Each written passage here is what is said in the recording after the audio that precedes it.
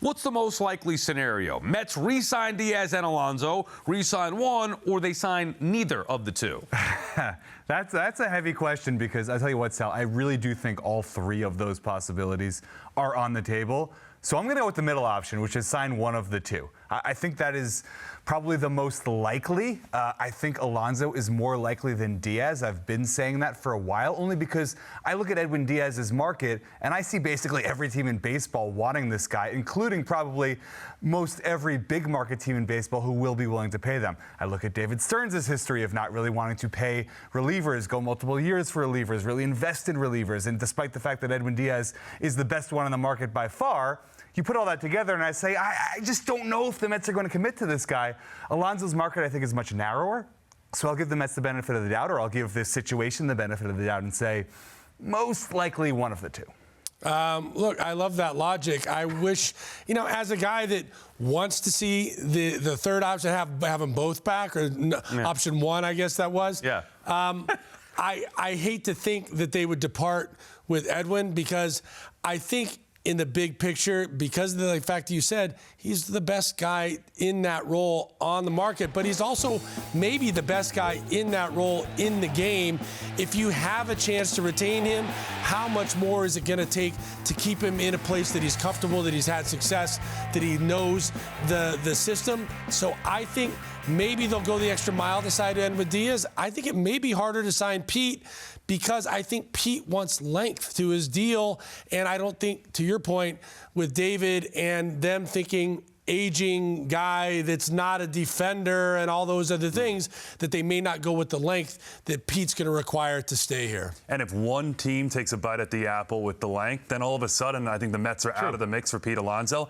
And they have more of a built-in excuse this offseason to let him walk. You were coming off that magical playoff run a year ago. Now you're coming off a failure of a season. So if you let Pete Alonso walk, there's a little less. There's still sentimental value with the Mets fan base at all times of Pete Alonso. Maybe you could get away with it a little more easily. With Edwin Diaz, they had already given him a 5-year, $102 million contract that he opted out of. I look at his market value on the open market right now, coming off another outstanding season. It's similar, maybe a little bit of a bump up. So if they did it once, I think the Mets will do it twice. So I land somewhere in the middle. I think Alonso doesn't come back, but I think Diaz is back. Yeah, I mean, who knows? We're going to continue to have the conversation here until there is a resolution.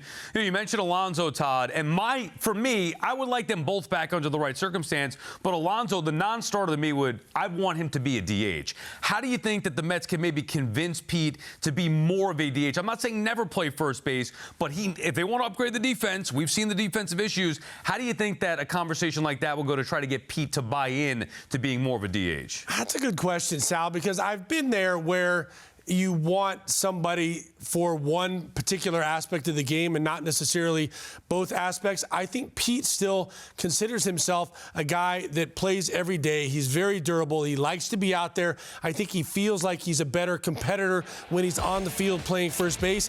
And there's no question that defensively he has his holes, but he's very good at picking. He saves a lot of errors over there to the guys on the other side of the diamond that they probably like that glove there for the picks. So the only way to me to get Pete Alonso to agree to stay here and potentially be a DH is you've got to have a really great option to take his place at first base. The internal options right now, to me, are not that guy.